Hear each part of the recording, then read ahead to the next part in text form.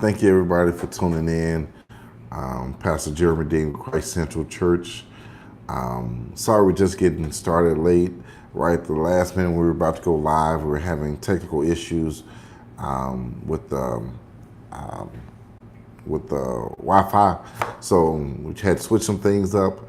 But we're here now, so thank you for tuning in. Over the last few weeks, we've been talking about moving from church hurt to church help. So we're going to continue that theme on tonight as well.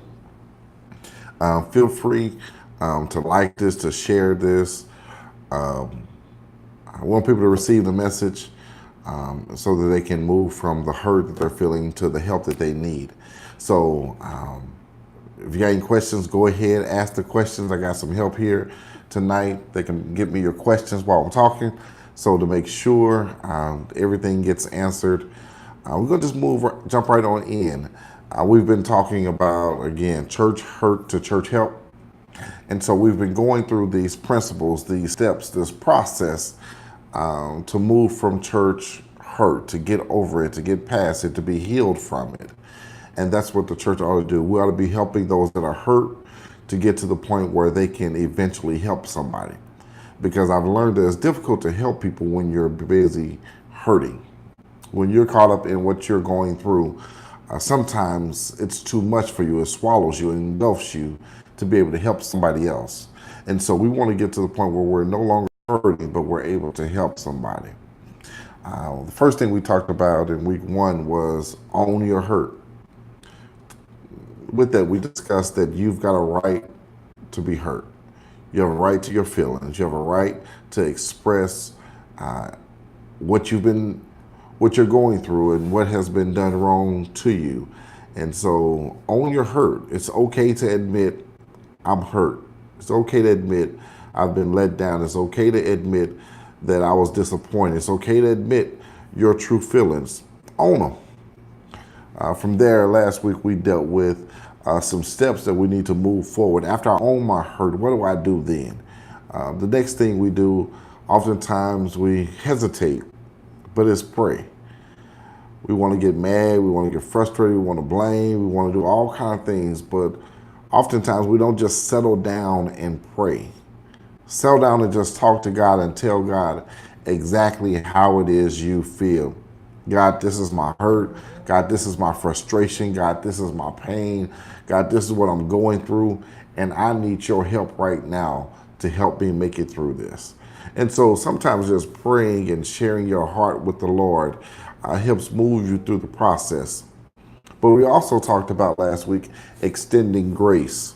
Bring it to the offender's attention. That whoever offended you, you've got a right to bring to their attention the offense. Sometimes they don't even know that they offended you. Sometimes they may not know to what depth it is that you're hurt. And so that no one else may have to go through that, so that they can learn what has happened, so they can be mindful, so that they can ask you for your forgiveness and reconcile their relationship. You know what? Bring it to their attention. From then, we talked about that you've got to extend grace. Sometimes, if we're not careful, we'll put people on a place, on a pedestal, and it's hard for them to stay there. We've got to extend grace that, you know what, all of us can fall. All of us can mess up. All of us can say the wrong thing or not say the right thing at the right time. Something can go on at work, and when you get to church, it carries over on that Bible study and you offend somebody else. Extend to that person grace. Because guess what? At any given time, you can say the wrong thing. At any given time, we cannot be led by the Spirit and do the wrong thing, or not just be mindful of a person. So extend to that person grace. And then lastly, last week we closed out with, no, that's what we closed out with, extending grace. This week, we're picking up at number 5. Number 5 is let God do the work you can't do. That's a hard one, but that's a good one. If we're going to move from being hurt by the church, we've got to let God do the work that we cannot do. That means that there are some things that are going to happen in your relationships, things that are going to happen in this story, things that are going to happen in this situation that you can't do. Sometimes we want to fix it. Sometimes we want to make things better. Sometimes we want to have it our way. But what we've got to do is when we pray, we extend to them, make sure they understand their offense, and then we extend grace to them. Then we've got to sit back and let God do his work. The work that God does is not the work that we will always do. Because the reality is, the way God does it is not the way that I would do it. God does it much better than I would ever do it. And so I've learned and am learning that I will mess stuff up trying to do God's work. It's kind of like the children. When they want to come and do what I'm supposed to do, they really make a big mess of it, think they're really helping. They come and get involved in the midst of it, and they just tear stuff up at home. Let me invite you to my house for a minute. I'm responsible for doing the laundry at my home. And so I've learned this key. I cannot do the laundry when my 19-month-old is woke, because he will come in and undo while I'm trying to sort clothes, trying to fold clothes. He will come and undo the work that I'm doing. He think he's helping, he's having fun, he's trying to get everything together. He's just not mindful that I'm working while he is busy playing, while he is busy being a 19-month-old, being a child, doing what he does. He doesn't recognize that he's messing up my work. And so tonight I want to share with you, let God do the work that only God can do. There are some stuff that you and I are not qualified to do. There is some work that goes into this healing process that it is above our pay grade. It is much more than we could ever handle. So what we've got to do is take our hands off of it and let God have it. It's difficult because when we take our hands off of it, we don't really know what's going to happen. We don't know what God is going to do. We don't know what moves he's going to make. We don't know how it's going to turn out. And so it's difficult for us to just let go and let God. But if we want to move from being hurt by the church, we've got to let God come in and do the work that only God can do. So we're not qualified to do certain things. And that says that we've got to back off and let God do it. That means shut our mouth sometimes. I know you've been hurt, but be quiet. I know you've been hurt, but don't bother it. I know you've been hurt, but don't go stirring stuff up. I know you've been hurt, but don't try to fix it. I know you've been hurt, but don't try to get back. There's some stuff that we've got to do, and it's simply let go. We've got to let God work it out, because what we don't understand is what God is doing on the other side. And so if God knows what he's doing on your side and knows what he's doing on the other side, he can bring the two sides together.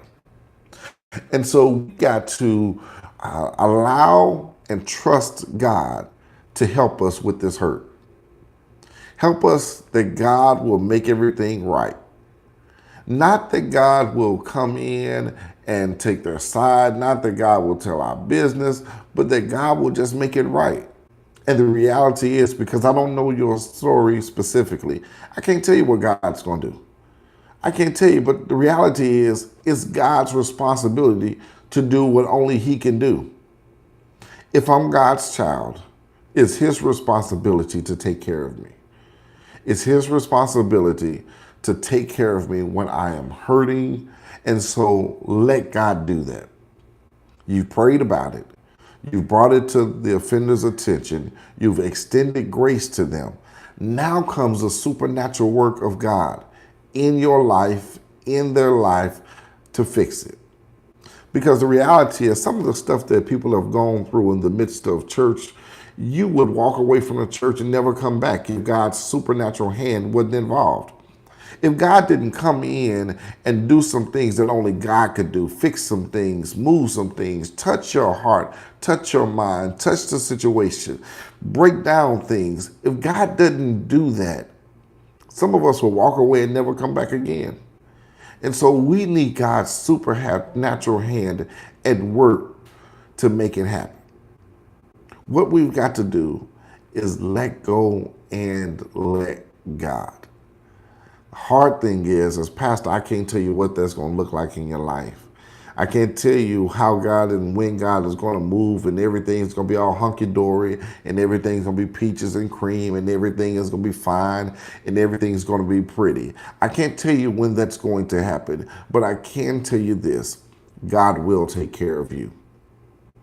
Doesn't always seem easy, doesn't always seem nice, doesn't always seem pretty, but it is the process that God works in.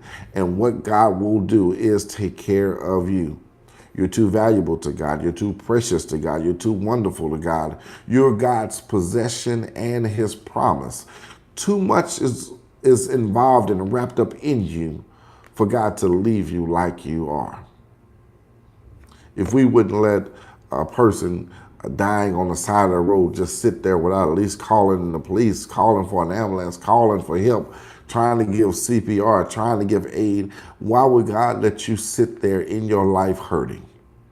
Why would He allow you just to go through and be there all alone? No, He's not going to do it. He cares too much about you. And so He's going to bring you through whatever it is you're going through, but you've got to let Him work. Sometimes when we go into surgery, we as family members have to take our hands off of our loved one and put them in the hands of the doctor for the doctor to do the work. And so the same thing is here. We've got to take our hands off our life and let Dr. Jesus do the work in our lives. We can't fix it. We can't do it.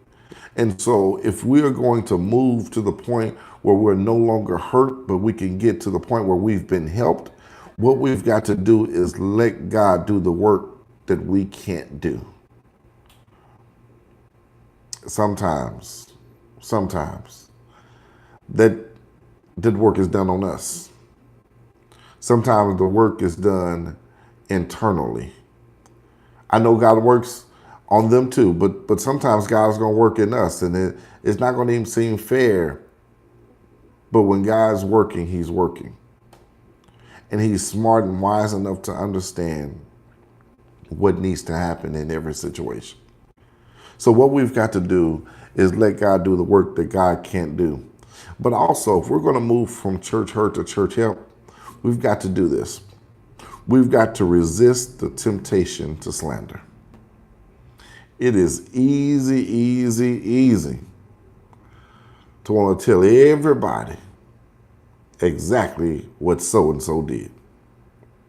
It's easy for us to tell the whole truth and nothing but the truth, because that would tear that person's reputation up. That would tear that church's reputation up. That would tear them folks up, that everybody would know exactly what they did and how they did and how ugly they were and how messy they are and how much all this is going on behind the scenes. Yeah, it would. But the reality is, if we want to be helped and not just be messy, we got to resist the temptation to slander. Watch this, even if it's the truth. Doesn't mean you got to tell it.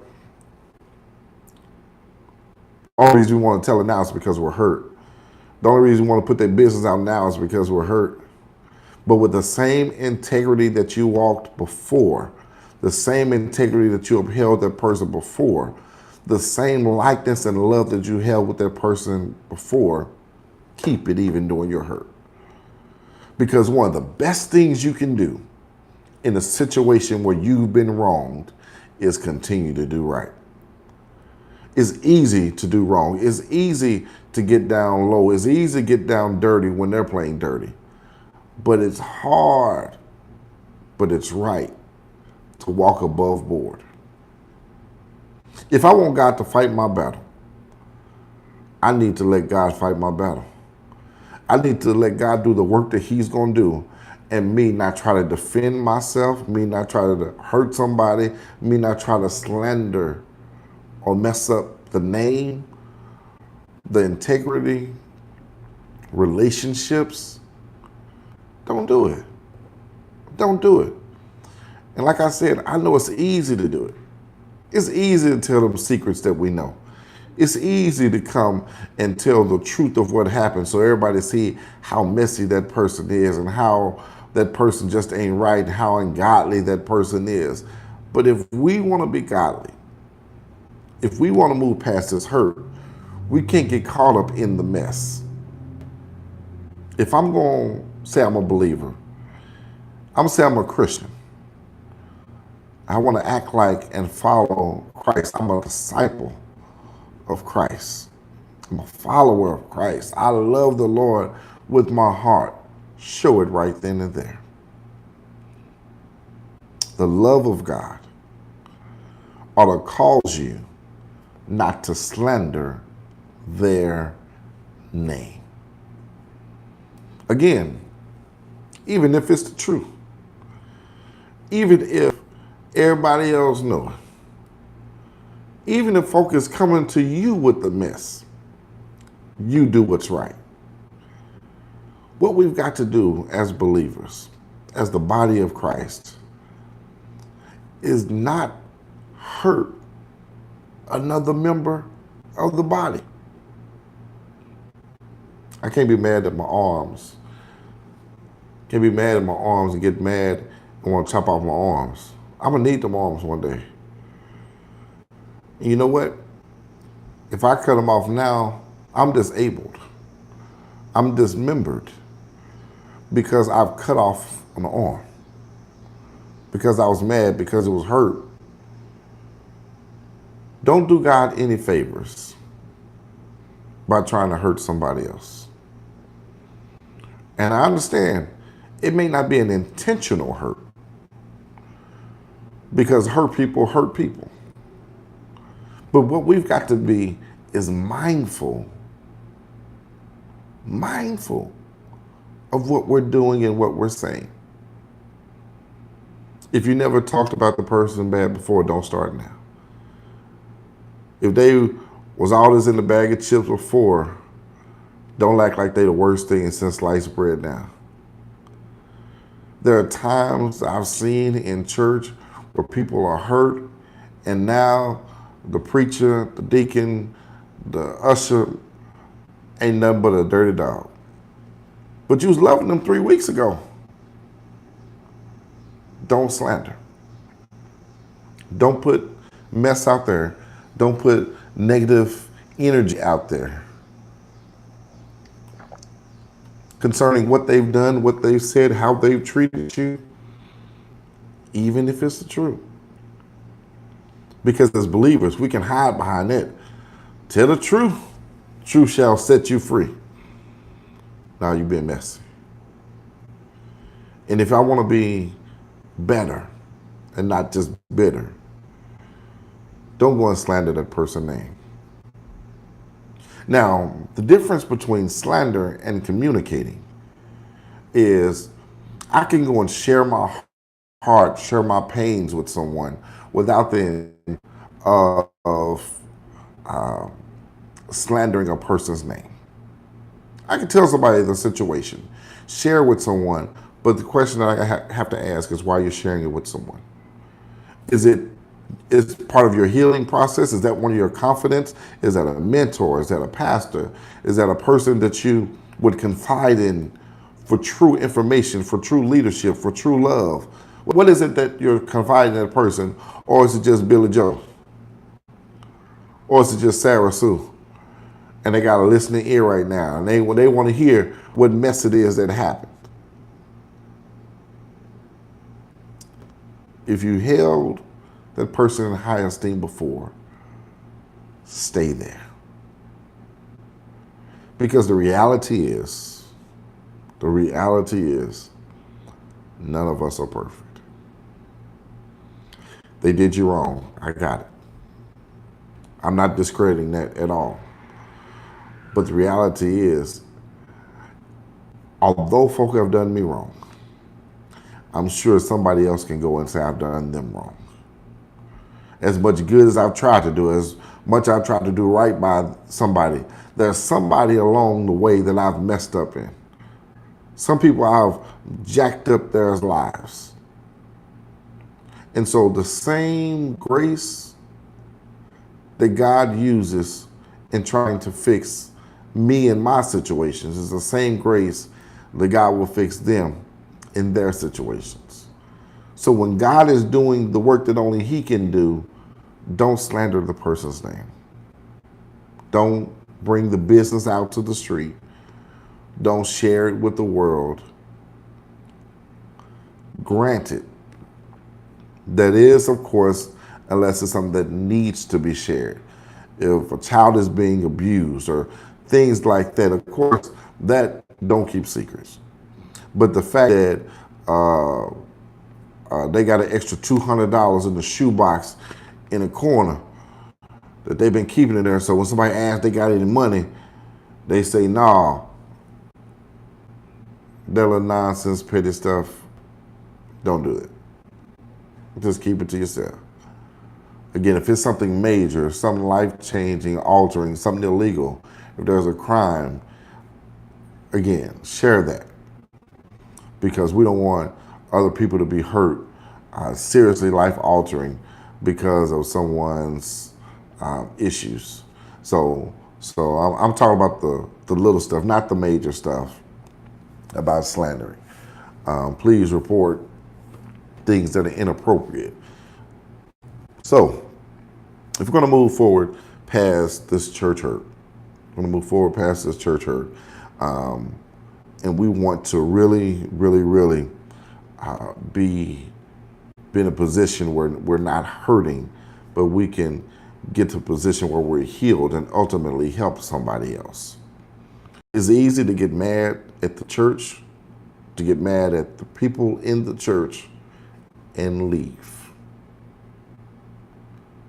You leave the church, you leave the people, you leave God, and you just don't do nothing. You don't go to church no more. You don't worship God anymore because you've been hurt. If you want God to heal your hurt, don't leave. Don't leave God. Do not leave God. If you say, you know what, right now, because of what has happened, it's not appropriate, I can continue to worship in that local church, guess what? There's another church that you can go to. People at my church, Christ Central, know that I went through a time where I could not find a good doctor. And so my wife decided to start going with me on my doctor's visits to see what the problem was, and came up with the solution, came up with the answer that I didn't like folk telling me what to do. That's what she said. But the reality is, I didn't like people being rude. I didn't like people coming in not knowing me, trying to tell me what to do. But one thing that I must say, when I went to a doctor and I didn't like her or him, and I said, I'm not going back, I ain't go back. But what I did do was go and find another doctor until I found the right one. And when I found the right one, everything's been great ever since then. He hadn't always given me great news, but he has always, don't stop going to church. Don't stop worshiping God. Don't stop allowing God to move in your situations. Tanisha Dean says every doctor could not be rude every time. It was not every doctor. It was just the doctors that I went to. And when you come in and start talking to me and telling me what I need to do without telling me your name, you are rude. I don't want nothing else to do with you. I'm going to the next doctor. Because the least you can do is tell me your name. Now that's the truth. And so when I met my current doctor, he came in, introduced himself. We were good after that. So keep on until you find the right doctor. Keep on until you find the right church. If that church has hurt you, that church is just that church. I didn't give up on all doctors because 3 of them was rude. And so don't give up on God because because a group of people have hurt you. God is much bigger, is much better, is more powerful than just that group, than that person, than that church. And so what we've got to do is make sure that we are doing what we're supposed to do. And that is don't move, don't drift away. Because oftentimes you'll find people that's been hurt. They don't go to church anymore. They're not worshiping God anymore. They're not involved in ministry anymore. They're not doing anything anymore and wondering why they're staying hurt, why they're still frustrated, why there's this built up bitterness in their life. It's because you've left God. And so God hadn't had the chance to do the work that he needs to do in them or in you.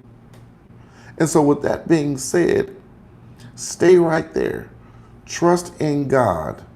No matter if you've got to leave the church and move on. I understand that has to happen sometimes. When that has to happen, I definitely believe it used to be, well, let me say we're new school now. Now we just leave a church. Nobody know you're gone. As a matter of fact, we don't even say it in the invitation anymore. We used to ask when somebody come to join the church, you come with Christian experience, you come for baptism, which means you're not saved, or do you come by letter? See, nobody know what letter is anymore. For those that don't know what letter is, it's when you're leaving one church, is the recommendation of that church to the new church. It basically is saying your church understands and you've let that church know that you're leaving. And they've sent a letter with you to the new church. And so many folk don't even do letter anymore because we just up and leave. We don't communicate. And that often has an issue with things not being resolved.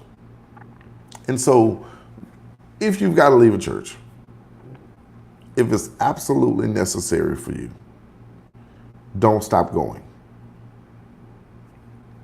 Bishop Donald Hawkins was in town, I guess about a year and a half ago, and he made this statement. He said, if it's right being in church, it must be wrong to be out of church. And so just because you're hurt doesn't qualify you to stop going to church.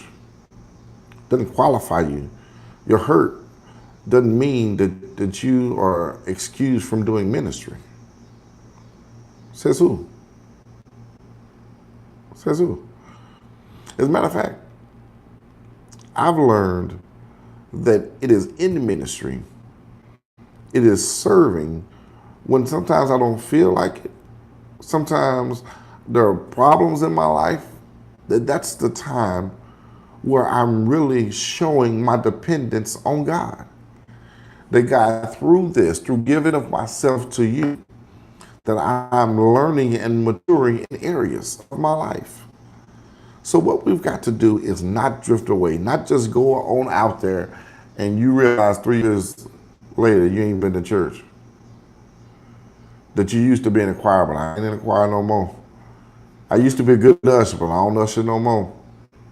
I used to be on the hospitality ministry, but I don't do that no more. Why? I don't know. It's because you've drifted away.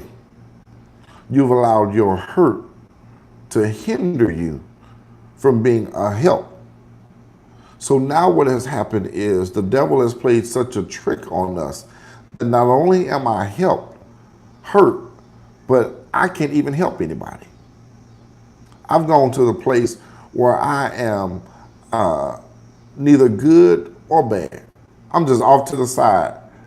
I don't make a difference in anybody's life. And that's not what God would desire for us. Even in your hurts, it doesn't qualify us to stop. It doesn't qualify us to not move forward or not to continue in ministry. People will say some rude stuff to you. People will say some stuff that is out of order. People will do some things that make you want to say, you know what, meet me outside in the parking lot 15 minutes after the pastor leave and we're going to handle this. People will do that kind of stuff to you and will push your buttons, will make little sly comments and will throw shade and all kind of stuff.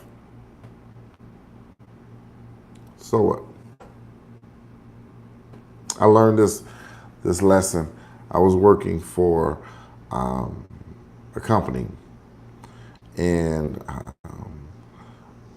God was showing me much favor on this job. Much favor on this job. Much favor on this job. But one of the supervisors could not stand me. I don't even know why she ain't like me. I don't even know the lady, but she couldn't stand me. And every opportunity she had, she wanted to make my job difficult. But for some reason, God kept showing me favor, kept showing me favor. Until one day, I just got super irritated with her. And I was like, you know what? I quit. 2 weeks later, she got fired. I'm looking for a job. Trying to find a job because I quit a job that somebody that didn't have the power to change what was going on in my life, the favor that God was granting me, I let them get the best of me. So now I'm in a position where I'm looking for a job because I let somebody else's actions control me. Don't allow the hurt that you've experienced to control you. It doesn't have that power. Yes, it was wrong. Yes, it's painful, but it doesn't control you. You're much bigger and better than what you've gone through, than what you've experienced.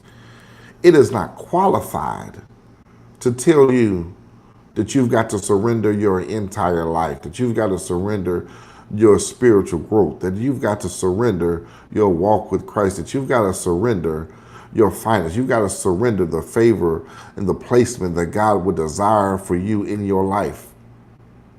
That situation ain't strong enough, isn't big enough, isn't bad enough, isn't authorized to take away God's blessing from you. So when we drift away, when we leave from God, we are abandoning what God really wants to do in our life. Don't allow yourself to be hit twice. Don't be injured twice. Don't be hurt by people, then on top of that, not receive what God has in store for you. Understand this, and I'm almost done, that what you've experienced may hurt, but what you've experienced is going to help you. When you've been hurt, you've been hurt. When you've been hurt, it damages you. When you hurt, you just can't even understand why it would happen. Even ask God why he would allow it to happen. But the reality is, it's going to help you. And so what I want to share with you tonight as I wrap up is don't drift away. Don't allow what has happened to you to take you away from God, because God is going to use it to build a better you. Don't you know that by what you've gone through, you're going to learn something that you didn't learn any other way. That you have a deeper appreciation for things that you never would have thought. There'll be a new identity that you'll have because you yet trusted in God. So don't allow what you've gone through to cause you to abandon God.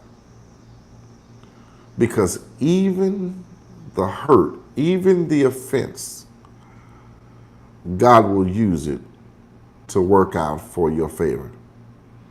And we know that all things work together for the good. May not be good, but they work together for the good. And so it's bringing a peace that's going to be good for you in the end. Don't abandon God, because I believe this, he knows what he's doing. He knows what he's doing, and he loves you. So keep that in mind. We're going to pick up next week. Got a couple more pieces to add to the puzzle on next week. Any questions? All right. Well, I pray you guys have been blessed. Thank you for tuning in. Please remember, Christ Central Church, if you want to come visit us every Sunday, 8224 Endicott Lane, Dallas, Texas, 11 o'clock. Trust me, if you've not visited our church, you've not been there, you want to. I believe that God gives an awesome word every week. But in addition to that, we've got a band and some singers that's going to lead us into the presence of God like none other. We're not the largest church in Dallas, but I guarantee you we're one of the best. And so come out and experience the worship celebration every Sunday at 11 o'clock. And guess what? If you get up a little bit early, we've got something called Coffee and Conversation. It begins at 10 a.m. on Sundays. It's a really relaxed atmosphere. Drink some coffee, eat some donuts, drink some juice, muffins, whatever it is, and really talk about the Word of God in a relaxed setting. And so kick back and relax as we discuss and deal with the Word of God. And so please come out and join us. Again, we're on Facebook, Christ Central Church. Thank you for tuning in. For those that are on our YouTube channel, I would really appreciate you. Next Thursday, 7 o'clock, we're going to be right back here wrapping up From Church Hurt to Church Help. And so, again, I'm Pastor Jeremy Dean. Thank you so much. God bless you. See you next week.